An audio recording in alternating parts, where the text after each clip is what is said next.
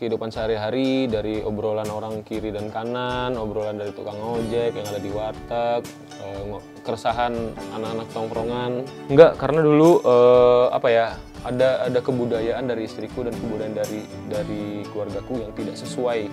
Aku pernah diisukan ada, jadi mereka bikin acara pada saat acara malam Maulid Nabi. Mungkin satu lagu kali ya. Tapi yang paling ya itu. Tapi kalau yang ini aku pengen banget bikinin lagunya sih. Halo, saya Ari Lesmana dari 420. Kalian semuanya sedang menyaksikan 5 Kuy Entertain. Oke, apa kabar nih Mas Ari? Alhamdulillah baik. Gimana 420 aman ya? Ya sedang bertahan lah. Bicara soal band nih, 420 itu kan pengennya dikenal sebagai band yang kayak gimana sih Mas? Yang sederhana, jujur, terus tidak mengutamakan uang, terus selalu bodo amat, tidak ngikutin zaman, dan berbahagia aja gitu, mutlak sih hukumnya soalnya berbahagia. Oke, Mas Ari, gue sempat baca kalau Mas Ari ini ternyata dulu bahkan sempat kerja jadi marketing bank, benar nggak? Benar. Apa yang bikin Mas Ari pengen jadi musisi akhirnya? Kalau pengen jadi musisi dari umur 4 SD aku sudah mulai bermusik. Aku pengen hidup dari apa yang aku senang gitu, karena bokapku dulu pernah bilang, Ri, ketika kamu serius dengan sesuatu yang kamu benar-benar suka dan kamu menguasai, kamu tidak akan pernah merasakan kekurangan apapun itu gitu. Jadi kayak aku meninggalkan semuanya yang berhubungan dengan kantor dan akhirnya fokus di musik di tahun 2014. Jadi udah musik aja. Oke, 5 hal yang bikin Mas Ari ini senang dengan dunia musik. Lirik, terus yang kedua teman baru, bisa keliling-keliling, kulineran, sama aku belajar untuk mengembangkan usahaku selain bermusik itu. Jadi kayak ya itulah 5 hal yang. Oke, tadi gue denger ada banyak kuliner-kulinernya. Emang suka makan juga? Suka banget. Makanan apa yang paling kamu suka? Makanan yang baru pastinya, yang belum pernah aku coba. Terus kayak selalu penasaran dengan makanan-makanan di suatu kota yang kayak, ini yang paling oke di sini nih, di kota ini gitu. Jadi kayak so far sih nasi Padang ya. Nggak ada lawan sih, cuman maksudnya kayak aku senang aja gitu nyobain sesuatu yang baru, apalagi makanan. Oke. Terus lagu-lagunya, bahas lagi tentang lagu nih. Oke. Lagu Ferdi kan kayaknya dekat banget nih dengan kita. Maksudnya kayak semua orang tuh kayaknya mengalami itu. Biasanya inspirasi dari mana sih? Dari, ya balik lagi, kehidupan sehari-hari, dari obrolan orang kiri dan kanan, obrolan dari tukang ojek yang ada di warteg, keresahan anak-anak tongkrongan, terus dan tidak ada yang aku bikin, misalnya tidak ada yang mengada-ngada gitu. Jadi itu semuanya based on true story, berdasarkan dari apa yang aku dengar dan aku lihat gitu. Oke, dari semua lagu yang udah diciptain sama 420 nih, ya, menurut Mas tadi satu aja yang menurut Mas tadi ini tuh the best banget nih. Kalau menurut aku pribadi, Hitam Putih. 5 hal tentang lagu ini. Oke, kebudayaan yang tidak sesuai dengan kebudayaan yang tidak sesuai dengan diriku. Yang kedua, aku percaya jodoh itu tidak akan kemana. Terus yang ketiga, ini tentang istriku. Dan yang keempat itu sebenarnya lebih ke percaya aja gitu, percaya. Dan yang kelima, banyak orang menggunakan lagu ini untuk menggunakan dari perspektif yang berbeda gitu. Jadi kayak aku senang aja gitu. Memang tujuanku adalah membuat lirik-lirik di dalam 420 itu tuh bukan hanya dari satu sudut pandang gitu, tapi dari banyak sudut pandang gitu. Dan menurut aku itu berhasil. Ini emang lagu yang kamu ciptain buat nembak istri kamu waktu itu atau gimana? Enggak, karena dulu ada kebudayaan dari istriku dan kebudayaan dari keluargaku yang tidak sesuai dengan aku dan istriku. Jadi pada saat itu aku berpisah, dan aku pisah sekitar 4 tahun, pacaran 5 tahun dulu, 4 tahun aku pisah. Setelah 4 tahun aku ketemu lagi sama yang sekarang jadi istriku, terus ya udah gitu. Jadi ternyata itu jadi doa. Lagu itu jadi doa buat aku pribadi dan istriku. Panjang juga ya ceritanya. Yes. Oke, 420 kan sering manggung nih dari satu kota ke kota lain. Ya. 5 manggung yang paling berkesan. Eh, Ingat nggak? Masih ingat? Lampung, waktu itu sempat mau kena badai, tapi tetap manggung. Tiketnya udah sold out, terus kita harus manggung. Terus Makassar, 81.000 penonton. Wow. Terus ada 10 kota yang luar biasa karena aku mengadakan konser tunggal.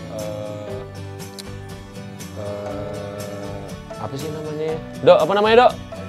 Heliotropisme, itu konser tunggal pertamanya 420 yang dibangun secara independen. Maksudnya aku ngerjain sendiri, whole team. Kita menggunakan sponsor, tapi sponsornya tidak ikut campur. Terus Pekanbaru yang masih kampungku, sama Medan. Oh, yang paling ini masalah isu teroris waktu itu di mana ya Dok? Dari Jawa Timur situlah. Jadi kayak aku pernah diisukan ada. Jadi mereka bikin acara pada saat acara malam Maulid Nabi, dan itu kota itu memang kota santri gitu kan. Udah paginya ada pembacokan untuk polisi segala macam gitu. Dan akhirnya kita diselamatkan sama tim Gegana.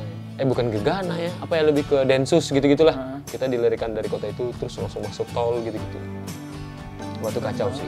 Iya, itu serem sih. Tapi itu kamu sempat manggung memang? Manggung, cuman nggak full. Maksudnya kan misalnya kita main 10 lagu, itu cuman 5 apa 6, habis itu langsung di-cut karena si Kapoldanya naik ke atas panggung, terus kasih tahu, nge-brief aku bahwa Mas ini nggak bisa dilanjutkan, kita harus balik ke hotel, packing segala macam, terus langsung cabut ke bandara. Berarti penontonnya juga langsung dibubarkan waktu itu? Mereka mungkin sudah terbiasa dengan hal-hal seperti itu gitu. Jadi ya udah gitu. Mereka paham gitu, maksudnya mereka malah maaf ya Mas gitu. Kota kita seperti ini gitu. Oke, jadi pengalaman berharga berarti ya? Yes. Oke nih Mas, gue punya 5 foto musisi. Jadi nanti gue punya 5 pertanyaan juga, jadi setiap satu pertanyaan untuk satu foto ya. Oke. Dan jelasin alasannya. Jadi satu foto untuk satu pertanyaan dan gak bisa dipakai lagi buat pertanyaan selanjutnya. Oke.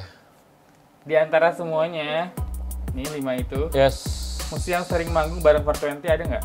Yang Paling sering di antara paling 5 sering ada. Coba ditunjukin. Ada Ardhito sama Oke, sering sih. udah berapa kali sama Mas Ardhito? 2, 3, 4. Oke. Musisi yang musiknya lo suka di antara semuanya? Dari semuanya musik yang paling gua suka itu Mr. Sulut. Alasannya? Liriknya bagus. Gue suka liriknya. Apa ya, bahasanya berbeda dengan musisi yang lain, dan menurut aku dia one of the kind sih, keren sih. Oke. Tulus. Di antara 3 itu berarti siapa yang menurut Mas Ari stage act-nya paling keren? Stage act paling keren itu, kalau stage act Atau kayak yang membawa si penontonnya buat ikut? Ya, gitu. oh ini Firsa. Oke. Next, Ya, musisi yang bisa temenan sama 420. musisi yang Bisa temenan sama 420. temenan. Iya. Dua-duanya pernah nyapa aku, dan bisa tuh salah satu acara penghargaan di salah satu TV swasta. Terus ternyata aku senangnya dua-duanya tahu sama 420 dan tahu lagu-lagu 420. Mungkin satu lagu kali ya. Tapi yang paling ya itu. Tapi kalau yang ini aku pengen banget bikinin lagunya sih. Karena aku juga lagi memproduksi musik-musik buat beberapa talent, dan ini salah satu goal gue. Oke, berarti itu pertanyaan terakhir sih, memang musisi yang pengen lo ajak kolaborasi berarti Raisa ya? Karena secara pribadi ya, secara real semana aja gitu, 420 gitu. Karena basic bermusikku adalah pop dan R&B soul gitu. Jadi kayaknya menarik gitu untuk, dan bukan berarti ini nggak bagus ya gitu. Cuman secara dari dulu aku pengen kayak ini. Raisa. Oke, 5 hal tentang Raisa di mata Mas Ari. Banyak isu yang beredar. Terus orangnya baik. Terus Indonesia sekali mukanya. Suaranya bagus.